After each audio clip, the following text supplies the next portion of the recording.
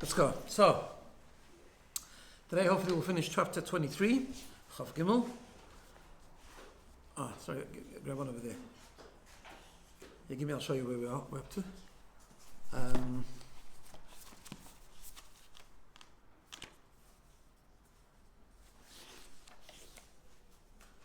The Lord over there. Okay. So, what the Alter Rebbe has here been building up is the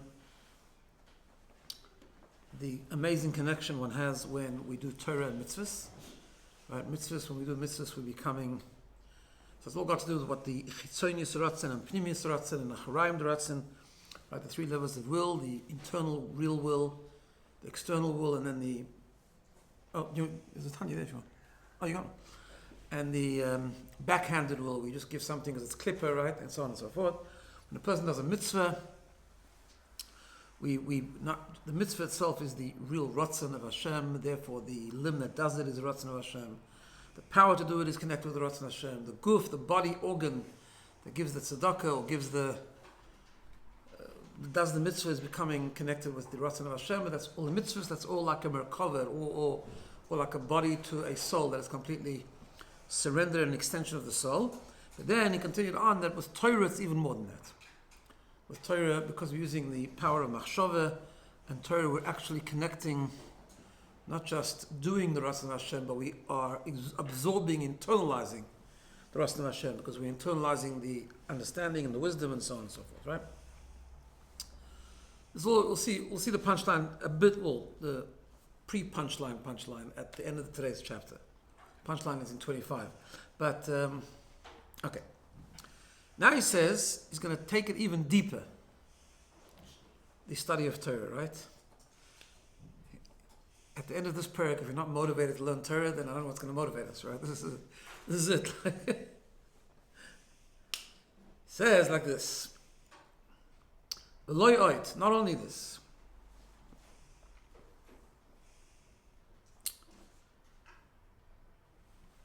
One second.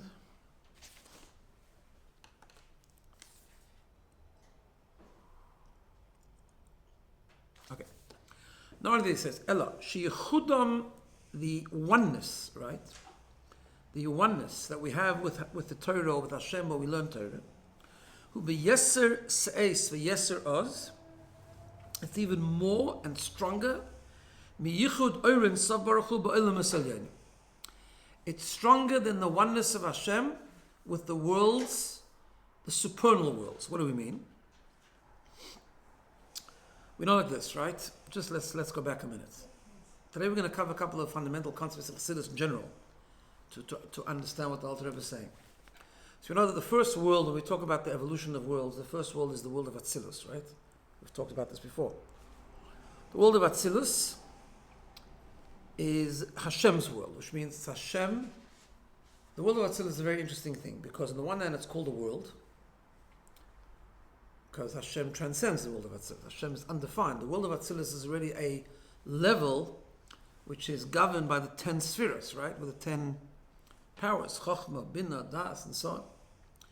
Hashem in His essence transcends the world.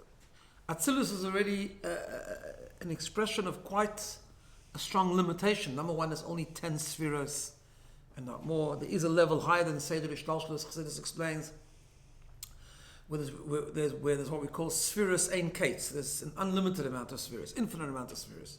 More in line with the Or Ein Sof, right? Or Ein Sof being the infinite light of Hashem, can give birth, can give expression to infinite spheres.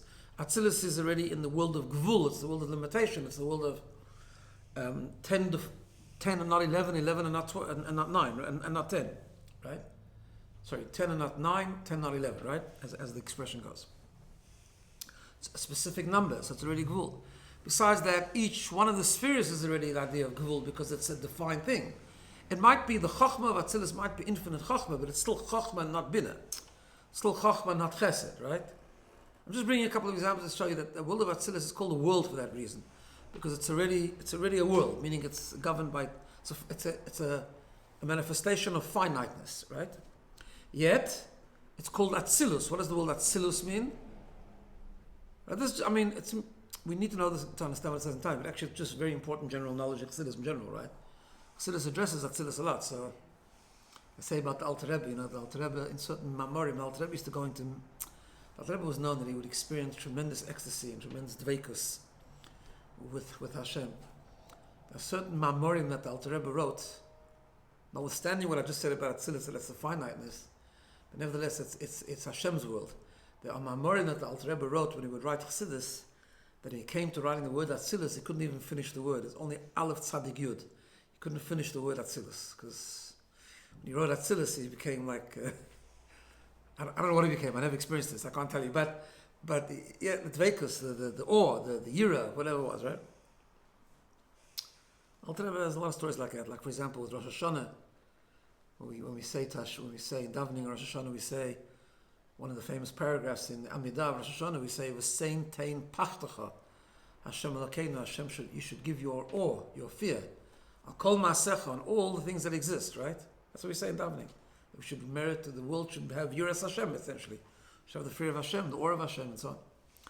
So the Alter Rebbe, when he would daven, he would say, "V'sein tein pachad." He couldn't end the word pach. He would say pach a few times. Couldn't end the word pachtacha.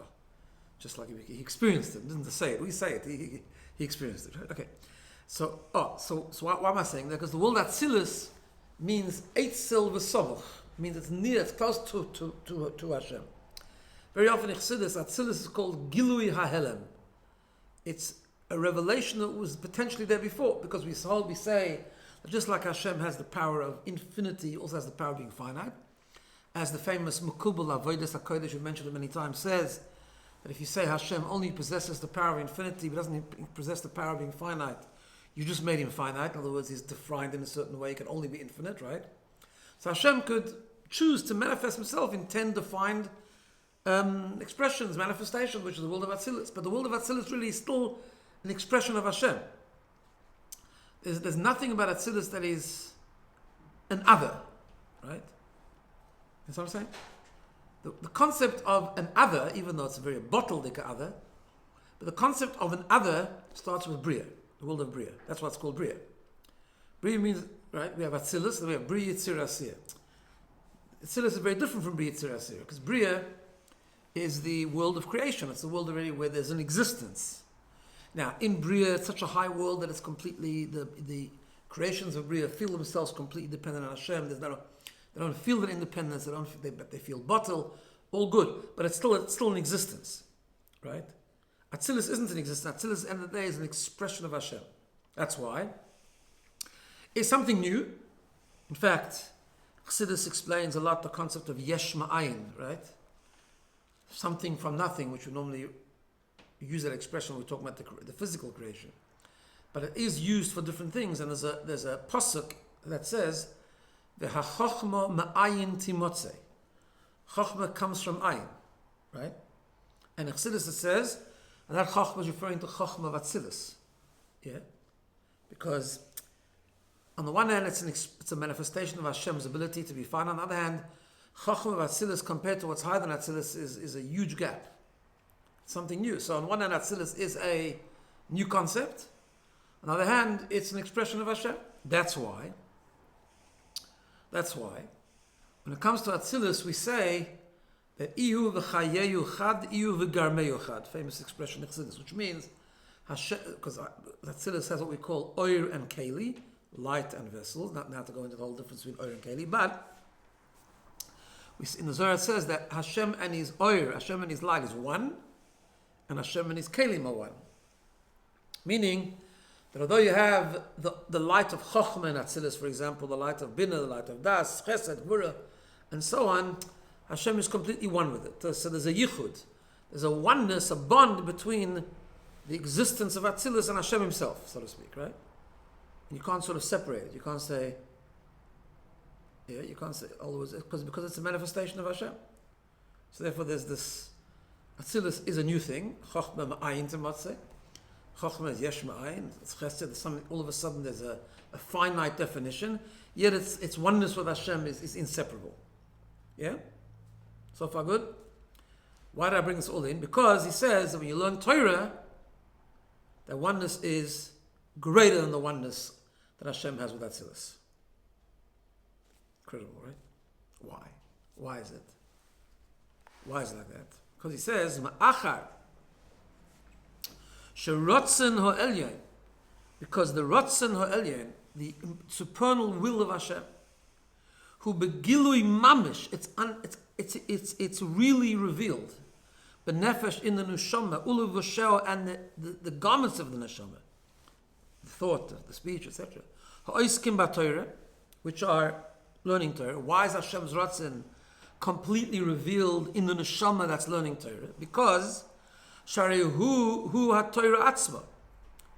When a person learns Torah, the rotzen of Hashem is revealed in his neshama. What is Torah? Torah is the rotzen Hashem. You learn Torah, you learn this week's parasha, you learn that the rotzen of Hashem is to have garments for the kohanim. So what have you just absorbed? You've absorbed the will of Hashem himself. Not just the will of Hashem, the pnimius rotzen, the ultimate will of Hashem. Because as we said, the mitzvahs is the purpose. Right? So why is that more than the oneness of Atzilus? He says, because all the supernal worlds, including Atzilus, they get their life from the Torah. Hanimshach meha-Torah, which comes from Torah, which is the will and the wisdom of Hashem. In other words, Torah is the Ratzon of Hashem. The world, at any level, even the supernal world, even Atzilus, is coming from the Ratzon of Hashem. Right? Because it's not the Ratzon itself. In other words, like this. In the very first Rashi, in Chumash, when he says Bereshis, I'm not talking about the Rashi about Eretz Yisrael, so I'm talking about the next piece. Right? He says, what does the word Bereshis mean? He says, Beis Reshis. Beis Reshis. So Bereshis means in the beginning, but it's a little bit of a complicated word grammatically. It's a whole Rashi there explaining why it's complicated and how you have to explain it. One way to explain it is, Bereshis actually should be broken up into two words. Beis Reshis. That the world was created for two things that are called Reshis. There are two things that are called the beginning. The first, what are the two things? Torah and Yidden. Right? Yeah? Because the truth is, other places it says that the neshama is also straight from the Ratzon of Hashem. The neshama doesn't exist to achieve something else. The neshama is the tachlis. Okay, to do dirav tachtoinim, to bring Torah into the world, so but it's part of the Ratzon Hashem, right? Okay, you need the Torah to reveal that. That's another whole other discussion. But the Torah and the neshama. But let's talk about Torah now. Torah is the Ratzon of Hashem. So Hashem created a world aligned with that Ratzon, right? That's why we find famous Zohar that says that Istakel ba'iraisa baram. Hashem looked into the Torah and created the world. Torah is the blueprint of the world, right? Yeah. We say world, we mean all the worlds, even Atzilus. Now, obviously, the world must come from Torah because there can't be anything in the world. If you think about it, it's a very simple idea, right? Why does the world have to come from Torah? Why is Torah the blueprint of the world? Why is everything in the world sourced in Torah? And it's very simple. Because the tachlis, the rotzen of Hashem is Torah mitzvahs. The neshama doing Torah mitzvahs, right? So nothing in the world can be outside of that reality. There's nothing in the world that exists stam. Yeah? That's why we know, for example, even in Allah it works like that, right? We say that every new technology, every new thing that happens in the world, we have to go back and find where it is in Torah. What does Torah respond to it? Why? Because there can't be anything in the world that Torah doesn't have a response. That Torah doesn't guide, that Torah doesn't inspire. There can't be anything in our lives that Torah doesn't inspire. Even evil, very bad things. Well, we learn bad things exist because of we should have free choice. We learned that in the previous chapter. Yes, it's also part of Torah. Because Torah says we have to have free choice. So b'charta b'chaim. So in order for us to have b'chira, Hashem, certain things, He created an entity of evil which has very, very limited dose, as we learned before, of godly energy.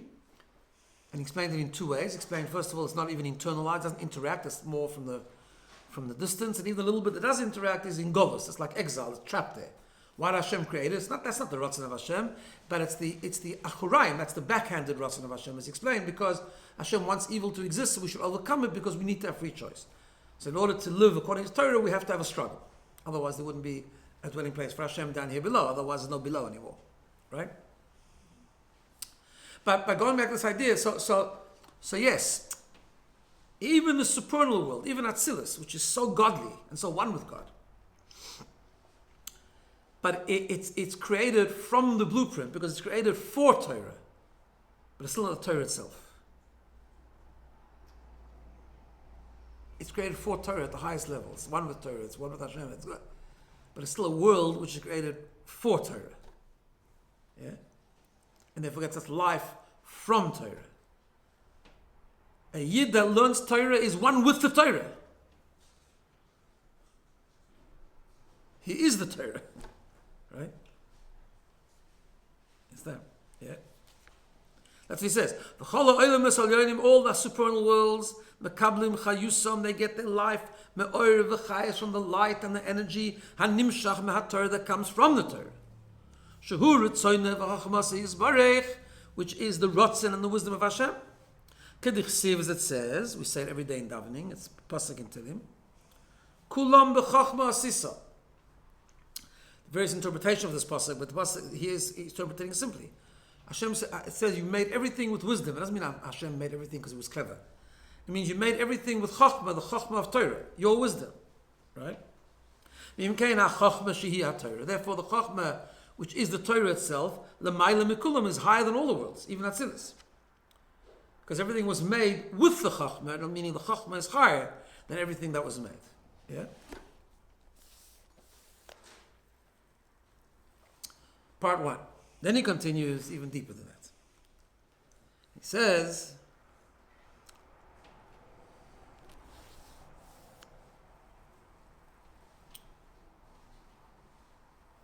what does that mean? What does it mean it's higher than all the worlds? So we said before that the Chokhmah is the Rotzen of Hashem, it's the will of Hashem, right? I mean, it's the wisdom of Hashem, it's also the will of Hashem, the mitzvahs, right? So he says, what that means is that the Chokhmah transcends the world. Now, in order to understand this, another fundamental idea, Chassidus is going to bring in this idea of Memaleh Kol Almin and Sovev Kol Almin, right? In Chassidus, there's this concept called Hashem fills the worlds and Hashem surrounds the worlds, right? Now, it's one of the most misunderstood ideas because when we talk about surround, we have this imagery that it's like somewhere else, right? But it's not like that. Now, let me just stop here and explain properly because, again, it's a very fundamental concept in Chassidus in general. So, let's just explain what the words makif and pnimi mean. So the way to understand it is to look at ourselves. Right? Within ourselves, within our own experience, we have what's called memaleh kol almin and sovev kol almin, also a similar idea, which means, to use different terminology, we have powers of our soul that are pnimi, that interact in an internal way. And then we have those that are what we call makif, they are transcendent, they surround. What does it mean, surround? So I'll give you an idea, right? So we have, let's say we have the power of kindness, or the power to write, or the power to see, right? If I ask you the power to walk, if I ask you, where in your body do you feel the power to walk? Yes, I mean in your feet, yeah? Where do you feel the power to think? In your brain. Where do you feel the power to write? In your fingers, right? Why? Because these are all powers from the neshama that are, so to speak, diluted enough to be felt in a particular keli, in a particular organ, right? The more refined the keli, the more refined the power. So, for example, you can't think with your foot, because your foot isn't a keli for the power of thought, because the foot, we know, is a very coarse keli. It's the lowest, doesn't have any brainwaves in it, right? It's the lowest part of the body. A brain is a much more, what we call edel keli, it's a much more refined keli. It's very intricate, it's very, very delicate, it's much more spiritual, it's physical, but it's much more nuanced and much more sort of delicate, and therefore the brain is a power to think, it's a power to have to be able to take the power of Chokhmah, right? In other words, we have lots of powers, the 10 powers, the power of sight, the power of hearing, the power of walking, the power of writing, all these things, the power of drawing, all these things we have, these are all powers of the human experience, which are pnimi, which means they they are mislabish, they're enclosed, they come into the body and express themselves through a particular part of the body, right? And therefore there are different levels. You cannot compare the power of walking in the foot to the power of thinking in the brain. They're very, very different. Ones are much, much higher power than the other one. Power of thinking is much higher than the power of walking, and therefore it's mislabish, it encloses itself, it interacts with a much higher recipient, a much higher keli, a much higher vessel. Correct?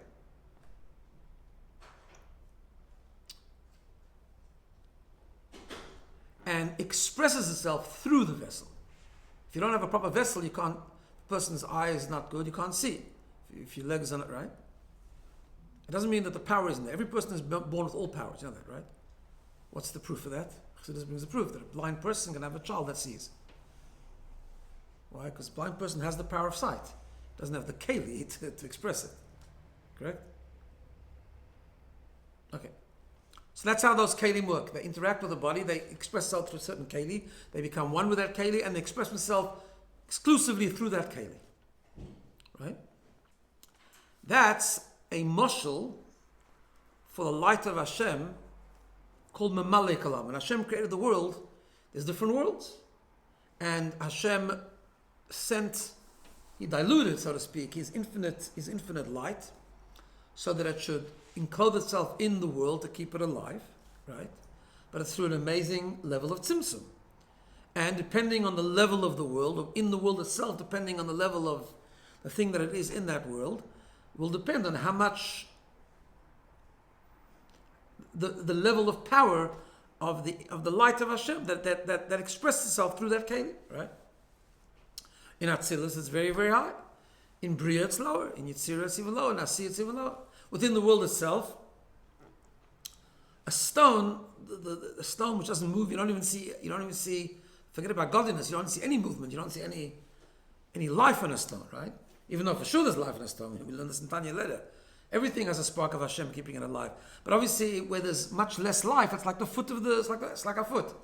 It's much less. It's more diluted. Chayes, the divine expression, the divine level of chayes that it's been getting is much lower. Yeah, in Someach, in something that grows, you can really see some movement. It's higher. Animals high, human beings it's even higher. Right. So that's Memalei Kalam. But Memalei Kalam means, but even at the highest level, it means it's a Gilu, it's a revelation of Hashem that's able to express itself through a keli. Yeah? So it's already something lower, even at the highest level. So let's go back to our human experience. We have things that are too high to come into a body. Too high to express itself through a keli. What's an example of that? So that one of the typical examples is Ratzon. The will, right? If you want something, where do you want it? Where? Can you say? If I ask you where you think, you can tell me your brain. If I ask you your eyes, you tell me your hands. I want something very, very strongly. Where in your body do you want it? Don't know. Why? Because Rasa doesn't work like that. The level of desire, it's a koyach makif. It's a transcendent koyach. Because it's transcendent, it's actually more powerful than anything in the body. Yeah, but instinct often is the ratzon of the nefesh habamis, not the nefesh lekis. Human instinct, right? So, it's also makif. It also has makif. I mean, we have 5 levels in the neshama, nefesh, ruach, neshama, chay, yechidah, right? Nefesh, ruach, and neshama is where the pnimi, the internal koiches reside. Chay is the ratzon. Chay is already the makif of the neshama. That's where ratzon is. And nefesh habamis also has chay. It doesn't have yechidah, but it has chaya. So yeah, you can have very strong. That's why you have sometimes irrational, unstoppable, ritzoinus desires that come to nefesh habamis. Doesn't mean it's good, it just means it's makif. Okay? But now we're just describing what ratzon is. In other words... Sorry? How tough does that make our job to subdue it? Sorry? How tough does that make our job to subdue it? That's why you need to connect to the yechidah, ultimately. That's right. Yeah. Yechidah doesn't have competition. If you connect to the Yechidah, that's where Mesiras Nefesh comes from. So when everything else fails, that's when Chanukah it says that the shemen, the oil, is like makif, because it doesn't mix with water. And yet we're able to make the shemen tomeh. But you have to go to even a deeper makif, which is the yechida. That's the one jug of oil that couldn't be touched. Anyway, that's just that's not a Chanukah shir, but I'm saying, but that's Okay, so right. So what does it mean? So we say, so where is Ratzon? The truth is Ratzon is everywhere. That's what Chassidus says. A person wants to move their foot, they move it. Doesn't it? So that Ratzon is expressed in the foot. A person wants to do something, he does it. But it's not expressed anywhere really. It's everywhere but nowhere. In other words, makif means it's there but you can't feel it. Doesn't mean it's not there. Of course it's there. So it's not somewhere else, it's there, right? But it's there without being interactively expressed, if that makes sense, right? That's why sometimes you can feel it very strongly and not feel it at the same time. I'll give you an analogy. If you go to like an unbelievable speaker, right? Sometimes a person goes to speak, there's a speaker in Tanya giving amazing speeches, blew everyone away. Like, amazing, right? Someone was there, comes out, he says, oh, wow, unbelievable. You say to him, what did he say? I haven't got a clue. Because he didn't understand it. It was earth-shattering, but it was makif, not panimi. It's there, but not there. He didn't right? Powerfully there, but not there at all. You know what I'm saying? So Ratzon is the strongest power we have.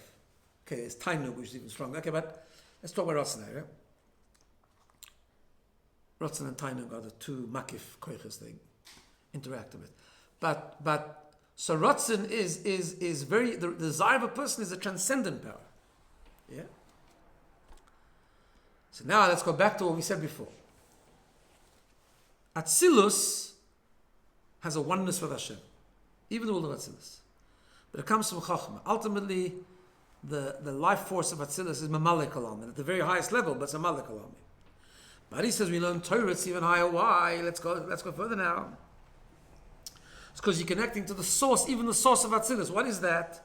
The He Ritzoyna Yisbarech. That's the Ratzon of Hashem. Hanikra Soivev Kol Almi. It's called encompassing the worlds, transcends the worlds, which is like Ratzon, because that's the Ratzon of Hashem. She bechinas masha'enu yochel islabish b'kol almin. It's a level that cannot interact with the world. Rak mechaya umeir l'maylo bechinas makif. But it's able to give life. It's not that it doesn't give life; it gives life to the world, but from a distance. Bechinas makif in an all-encompassing, in a transcendent way. Yeah? And he says, and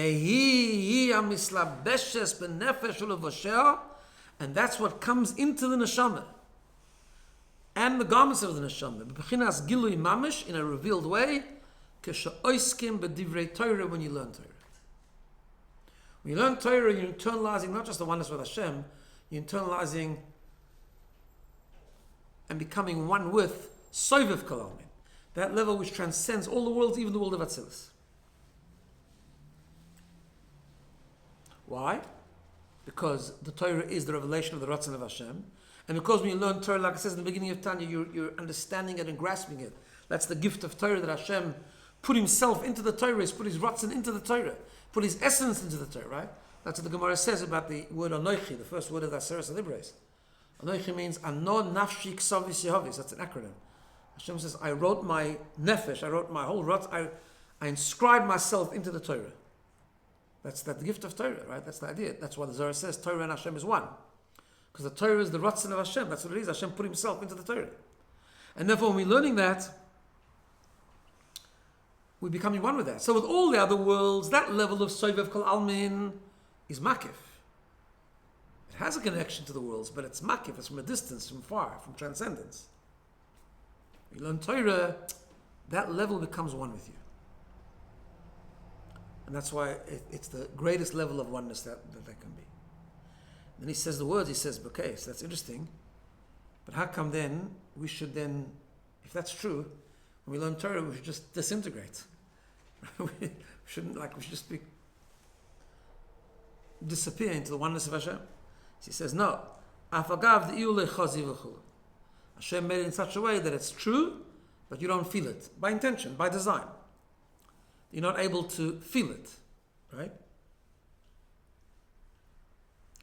Why? Because it's a oneness that the neshama is having with Hashem, and we don't get to feel all the levels of the neshama in a conscious way. which is by design. Right? And he uses the lashon, uses the expression of afagav de'iu loy chazi. Even though you didn't see it, but your neshama sees it. Your neshama feels it. That's taken from the Gemara that talks about the whole story in Tanakh. But Tanakh is not great, so I forgot exactly how the story goes. It was something to do with Daniel. That there was writing on the wall and everyone started to tremble. Right? Daniel saw, but they didn't see it. And everyone was trembling. Says the Gemara, if they didn't see it, why were they trembling? Gemara says, "Afagav the chazi mazlai chazi," because even though they didn't see it, but their muzzle saw it. Muzzle refers to the essence of the neshama, the makif of the neshama, right? And that had an effect on them. They started to tremble, even though they didn't know what they were trembling about. A similar concept we have with tshuva, right? So the Gemara, the Pirkei Avos and the Gemara. In fact, in Pirkei Avos it says every day there's a baskol, there's a heavenly voice that goes out, right? And tells us to learn Torah, tells us to do tshuva. Different heavenly voices come out every day. And when was the last time you heard a heavenly voice?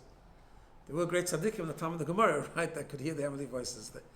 But I don't know. I haven't heard the heavenly voice to date. So what's the point of it then? Why does it go out if I can't hear it, right? The answer is because Hashem hears it. And sometimes, and that explains, sometimes we get a trigger. Sometimes we get a trigger, a positive trigger, to do tshuva, to learn Torah. Where's that coming from? It's because the neshama heard the heavenly voice.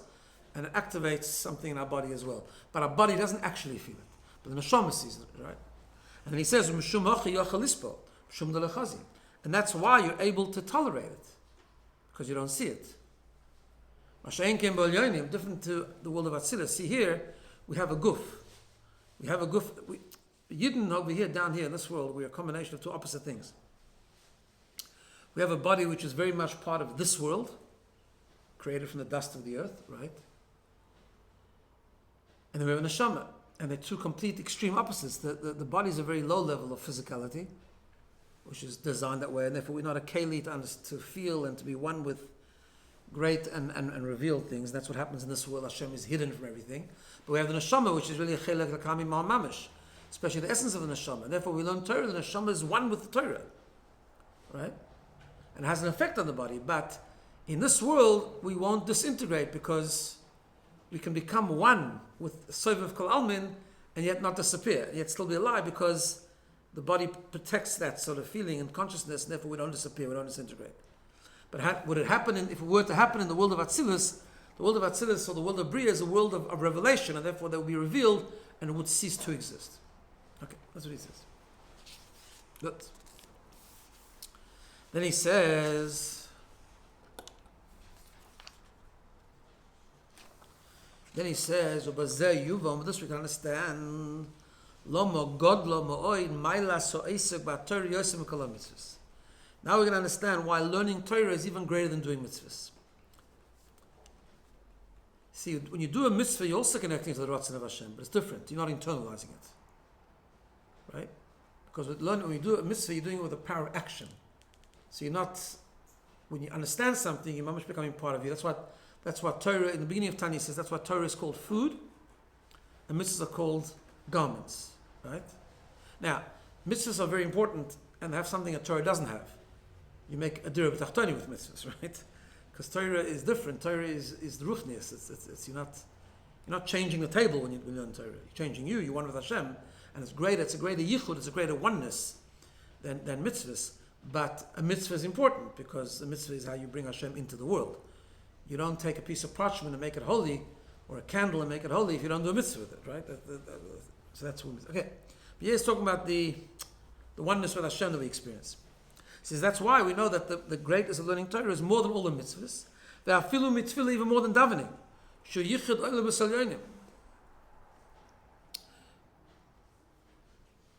Right, which is the oneness. When you daven, it's more like the oneness that's experienced in the upper worlds. But Torah is higher than that, as we just said. Yeah. Now he says,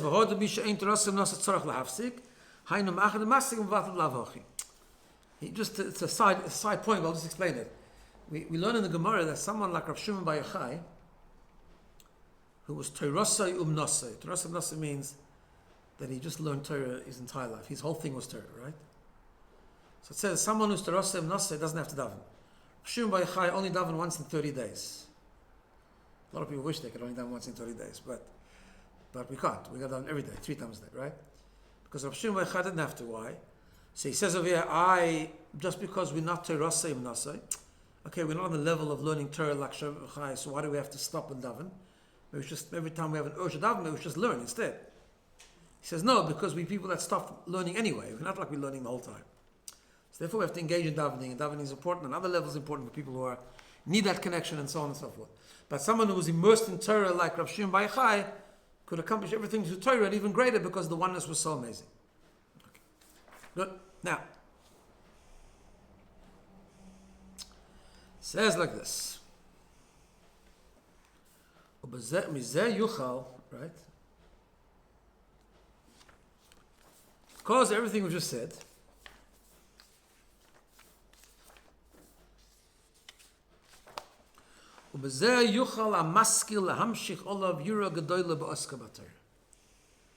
now a person can understand, once we've explained the unbelievable greatness of learning Torah, any thinking person therefore should be able to then understand and appreciate that when you learn Torah, if you learn Torah properly, that is, you could draw upon yourself an amazing level of Yiras Hashem, or of Hashem.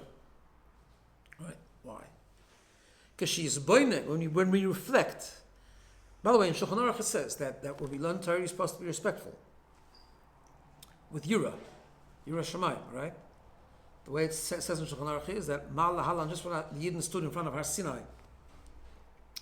they were be'emo, be'reses, or be'zir, they were in great awe and trembling. And everything. So every time we learn Torah, it should be like that. Because every time we learn Torah, it's like Har Sinai again. Why is that? Because she's boine,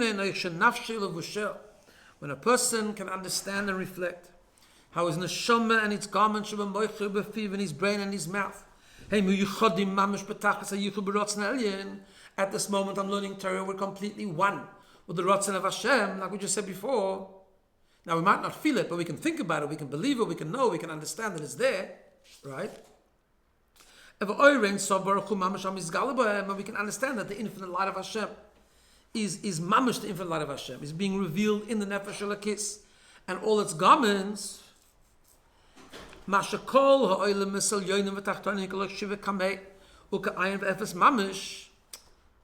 It's a level, like we said, it's a level of revelation of Hashem, that all the worlds are considered nothing compared to that revelation of Hashem.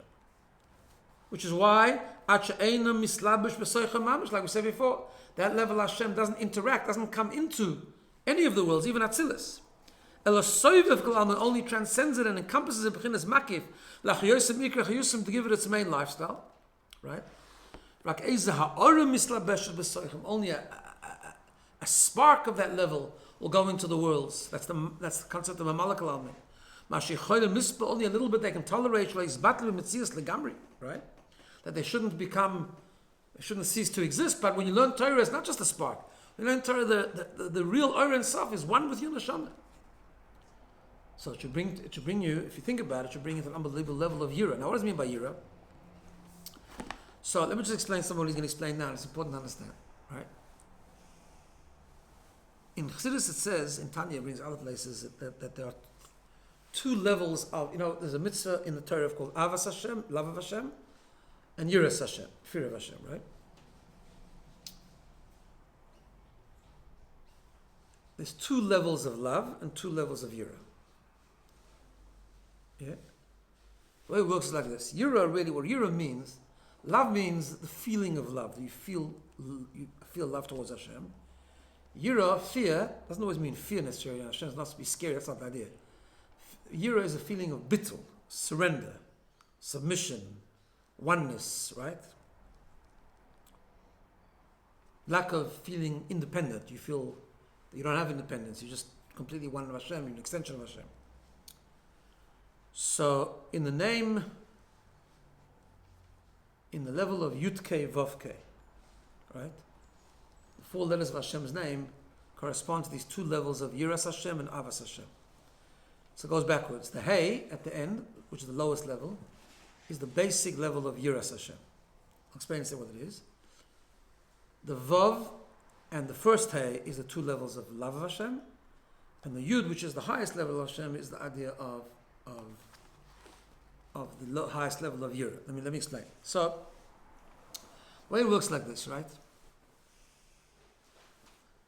In fact, we had in Bereshis the Parsha of Toldos, right? We said that Avram Avinu is Ava, and Yitzchak is Yira, right? Chesed and Gevurah, yeah? So we say in the pasuk of Eile Toldos, these are the generations of Yitzchak ben Avram, Avram Hoylidus Yitzchak, right? This is the children of Yitzchak, the son of Avram. Avram gave birth to Yitzchak. So the order in the pasuk is Yitzchak, Avram, Avram, Yitzchak. Why? The first level of a person serving Hashem is Yira. It's called Yira Tato, the lowest level of Yira, which is basically another word for saying Kabbalah son. It's a person that doesn't feel particularly bottled to Hashem. We feel ourselves quite separate to Hashem actually, and that's why we might resist. We might have a temptation not to serve Hashem, not to learn Torah, not to do mitzvahs. But we say no. We understand Hashem's boss. We do it, and that's it. Right? We understand Hashem's a reality. We're going to daven. We're going to learn. We're going to do a mitzvah. We're going to keep halacha. We like it. We don't like it. That's what we're doing. Right? That's the Chassidus says many times. That's the foundation of serving Hashem. You can't start with love. You got to start with obedience, right? However, obedience is not enough. You have to develop love also, right? So therefore, love means more. It's more who you are. Yira Tato, the lowest level of Yira means it's not really you. Okay, Chassidus says it represents a certain the fact that you broke yourself is amazing, but it's not you. In other words, you actually would rather do something else, but you, right? Then when you develop a love of Hashem, and we're not going to go into now the two levels of love, the Avazutta, Avarabba, that means now you're becoming, you want to serve Hashem, not just forcing yourself, not just because you bottled to Hashem, but because it's really you, right? And then you get to Yira Ilo, the highest level of Yira. What is that? Because even after you think that love is the highest level, love means I love Hashem, it's unbelievable.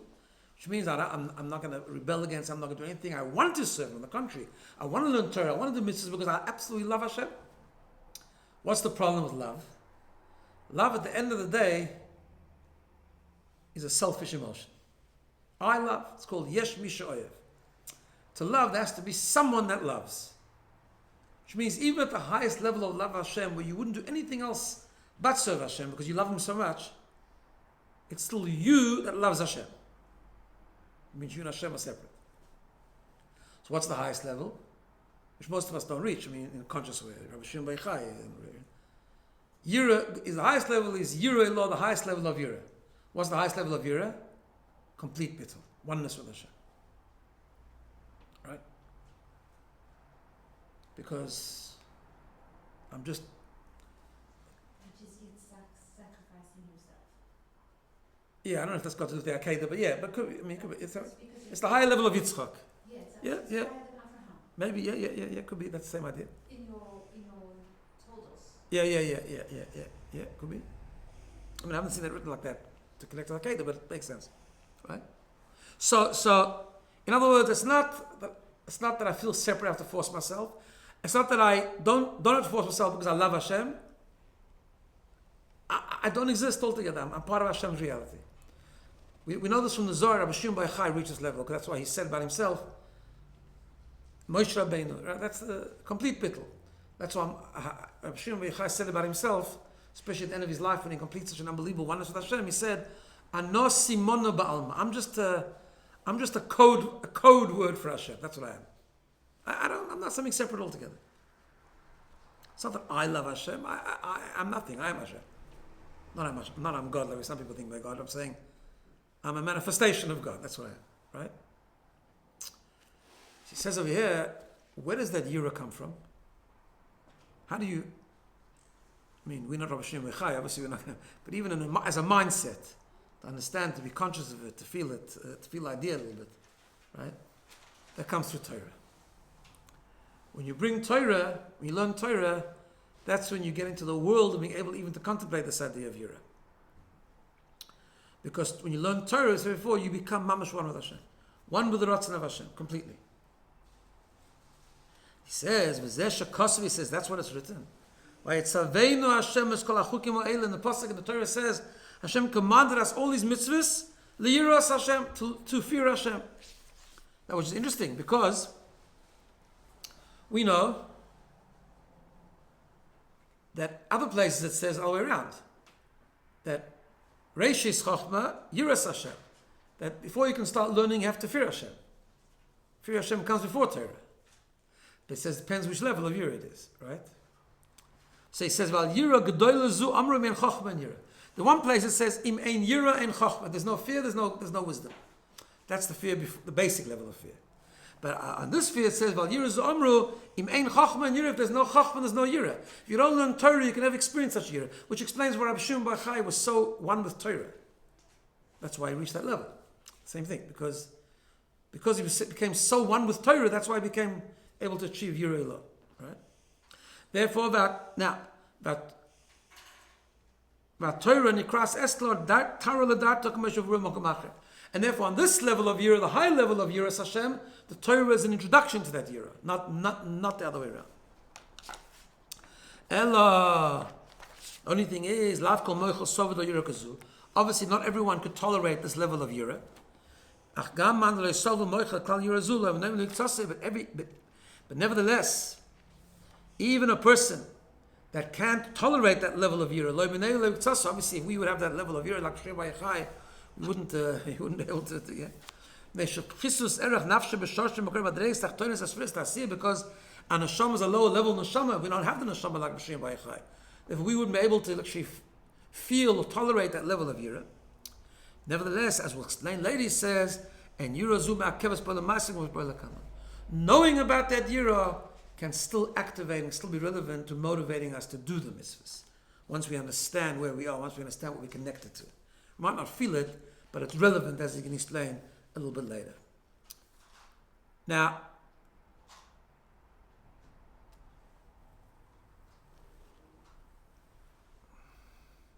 what's the idea? It is like this, right?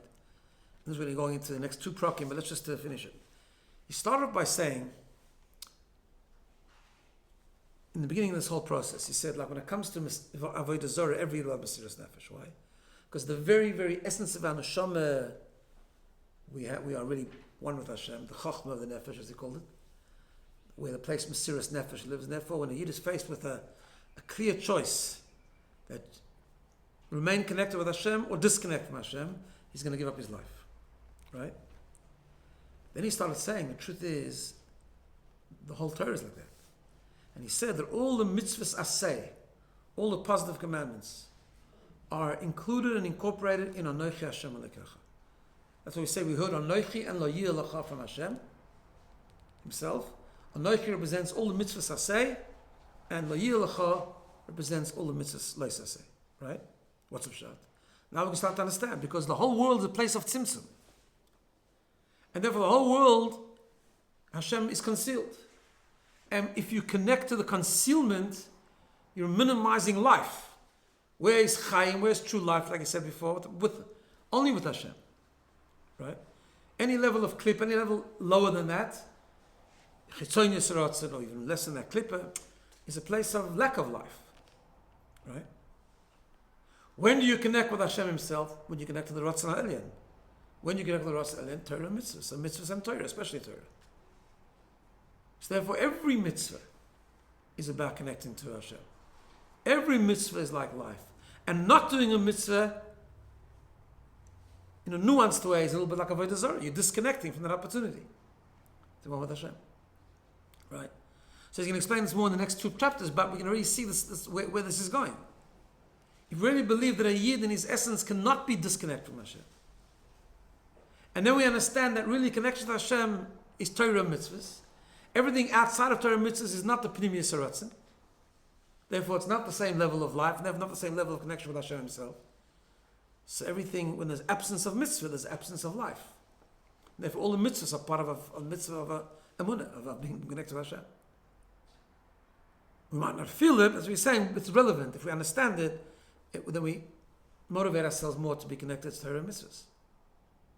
But that will probably be explained in the next part. What we're going to do is next week, we're going to do on Shir on Purim, just understand Purim al B'Tzidus. And then we'll, after Purim, we'll do the next two chapters. And after Pesach and Mitzvah, we'll start the new section of Tanya 26, which is a whole other section, very beautiful section.